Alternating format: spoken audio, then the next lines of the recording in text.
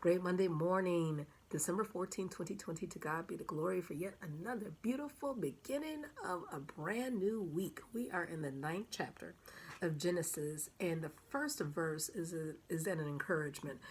You might not be able to have children, right? You might be, non-married, single, what have you, and your time of procreation has passed.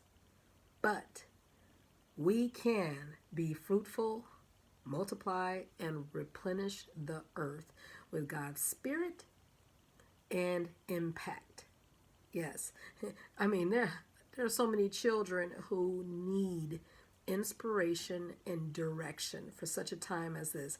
Like I said, I keep on thinking about the young people the few who are causing mayhem in some places in the world because they have not been taught the value of life. And in verse 6 it says, "Whoso sheddeth man's blood," you can just shoot.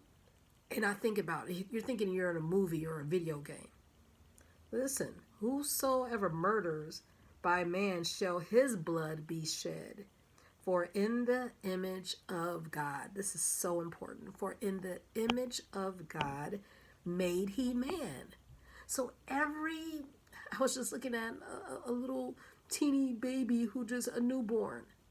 If you start looking at people and picturing them as coming out of the womb and how God purposed that fetus or that toddler or teenager or middle-aged person with purpose.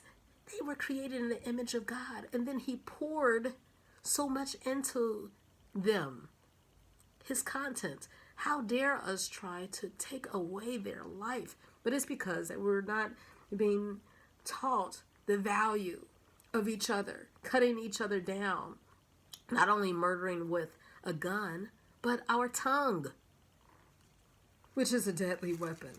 Yeah, our tongue need to be used for praise. And it's something how Canaan was cursed.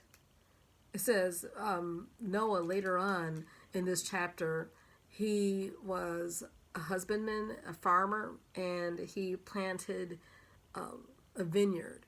And it says that Noah became drunk and he became naked. And one of the sons, Ham, discovered his nakedness. And instead of Ham covering him, right, with a blanket or whatever, he exposed his father and told his two brothers. And when Noah came to himself, he was like, "Oh, cursed be that son. In fact, Ham and your descendant, Canaan, will be a servant of servants," in verse 25. And we know that wine is a mocker and strong drink is raging, and whoso thereby be deceived is not wise. That's what Proverbs 20 verse 1. But if we find ourselves in that situation, cover, help one another. Don't expose. And we know that God made all the elements of nature, everything. People would say, well, weed is, from the ground, but he wants us to use things so that we will multiply, replenish, and increase positive impact in the earth. If it has you acting crazy, and now I understand, medicinal purposes or whatever, God knows, but we're not to abuse. We're to help one another while we can. And in Psalms 104, it talks about how the Lord made every element out here. But it's so that he would be glorified. Bless the Lord, O my soul. O Lord my God, thou art very great. Thou art clothed with honor and majesty.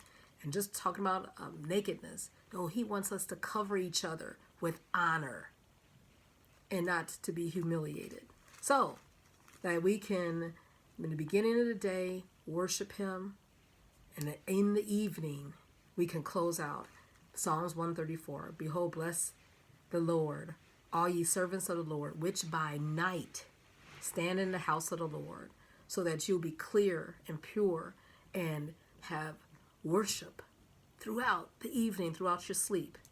Lift up your hands in the sanctuary. You are God's sanctuary. Lord, prepare me to be a sanctuary, pure and holy, tried and true, with thanksgiving. We'll be living. We'll be a living sanctuary for you. Because the Lord that made heaven and earth, we will bless him out of Zion and for Zion and all the people who are around. We want to impact, increase, multiply, and replenish the earth with his spirit. Let's cover one another. Let's help one another. And let's be praiseworthy. Hallelujah. Have a good one.